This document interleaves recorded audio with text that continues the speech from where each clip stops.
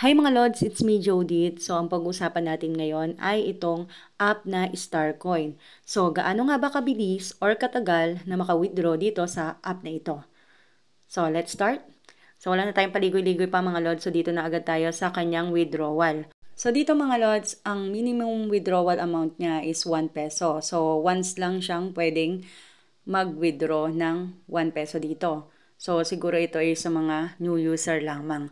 So meron itong equivalent of 100 coins. So, gano'n nga ba katagal natin makukuha itong 100 coins? At meron ding 5 pesos which is equivalent of 500 coins. So, meron ding 20 pesos, 50, 200, at 500. So, dito mga Lods, GCash ang withdrawal dito.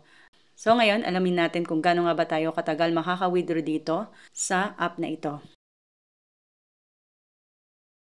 So dito mga Lods, pagka-download mo pa lang nitong app na ito at pag in-open mo na siya ay meron ka na agad matatanggap dito na 50 coins as new user reward. So kailangan mo lang mag-login para ma-receive mo itong 50 coins na ito. So meron na tayong 50 coins, so kailangan na lang natin ng 50 coins para makapag-withdraw ng 1 peso. So ito yung mga ways of earnings niya mga Lods. So unang-una na dito ang play to earn. So, dito mga Lods, kailangan i-accept mo muna siya at i-on mo ang permission. So, dito ang gagawin mo lang ay i-download mo yung mga games na nandito at nakasulat dito na every minute na lalaruin mo siya ay meron kang matatanggap na coins. So, dito sinasabi dito ay makakakuha ka ng 8 coins every 1 minute. So, sa loob ng isang oras, 8 times 60 minutes equals 480 coins. So, meron ka ng halos 5 piso kapag naka isang oras ka na game dito. So, kung sakasakaling ikaw ay maglalaro ng 12 hours dito, ay meron ka ng 60 pesos. So, tinry natin siya mga Lord. So, dito sa paglaro ko dito, ay meron akong natanggap na coins. So, actually, sa paglalaro ko, parang una kong pagtanggap ng coins ay hindi siya 1 minute na katulad ng sinasabi dito. Parang more than 1 minute bago lumabas yung reward na coins. Then, yung sumunod na reward ay halos 3 minutes na.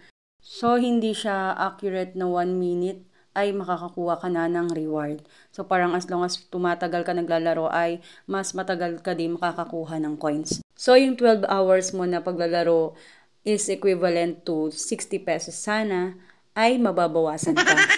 So, nasa sa inyo na kung pagtsatsagaan nyo pa rin ba to. So, actually, kahit hindi mo naman siyang laruin ay makakakuha ka ng reward. So, kahit may ginagawa ka lang, iwanan mo lang naka-open yung app. So, meron kang reward. Yun nga lang ay sobrang tagal. So, dito naman tayo sa pangalawa, fill the referral code. So, dito, maglalagay ka lang ng referral code at makakatanggap ka na ng 30 coins. So, dito meron ditong mga rules. Number 1 rule ay dapat makapag-fill out ka ng referral code within 3 days na mag-login ka dito. Number 2 naman ay dapat 1 device lang. Hindi pwede ang same device. At dapat ang iyong inviter ay mas naunang mag-join sa'yo dito sa Starcoin. So, i-comment nyo na lang yung mga referral code nyo dyan kung gusto nyo magkaroon kayo ng invite. So, dito naman tayo sa pangatlo mga Lods. So, get 500 coins for free. So, dito mga Lods, i-download mo lang ang Shopee. So, dapat dito mga Lods ay wala ka pang Shopee at ikaw ay new user ng Shopee. So, kailangan makapag-register ka dito as new user para makuha mo itong 500 coins. So, ang 500 coins ay equivalent of 5 pesos. So, makakapag-withdraw ka na agad ng 5 pesos once na makomplete mo itong task na to. So, dito naman tayo sa Wall mga Lods. So, ito mga Lods ay para rin siyang play to earn. So, kailangan mo mag-download dito ng mga apps. At ito yung kanyang mga task. So, para sa akin matagal ito kasi kailangan mo pang ma-reach yung mga level or points na hinihingi niya para makakuha ka ng coins. So, dito naman sa get 100 pesos every day.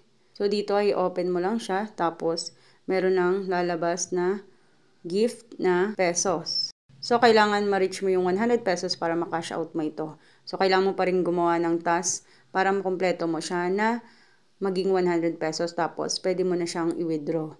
Kapag hindi mo na-reach yung 100 pesos within 24 hours, ay mawawala ito. Pero everyday naman meron ganito. So, dito naman tayo sa Get More. So, itong Get More mga lods, ito naman ay mga survey. So, dito sa survey, napakahirap din dito kasi hindi lahat qualified dito. So, kung qualified ka, swerte ka. Kasi malalaki yung coins na binibigay dito. So, dito naman tayo sa more apps to earn cash. So, ito mga lods ay ganun din. Parang magda-download ka din ng ibang apps para maka-earn ka ng coins. So, ang last naman mga lods ay ang pag-i-invite. So, dito mga lods, para maka-earn ka dito ay kailangan ng iyong invite ay maka-earn ng at least 1 coin sa kahit na anong task. So, makaka-receive ka dito ng 100 coins. So, equivalent na yon mga lods ng 1 peso. At makaka-earn ka rin ng 30% sa lahat ng kanilang ma-earn na coins. So, ito ay infinite mga lods. So, yun lang mga lods, para sa akin ay matagal siyang maka-earn or matagal siyang maka-withdraw. Pero syempre mga lods, wala namang app na madali kang makakapag-withdraw or makaka-earn ka ng malaki agad-agad dahil kung meron ay wala na sanang nagtrabaho. So, yun lang mga lods, I hope na nakatulong and please subscribe!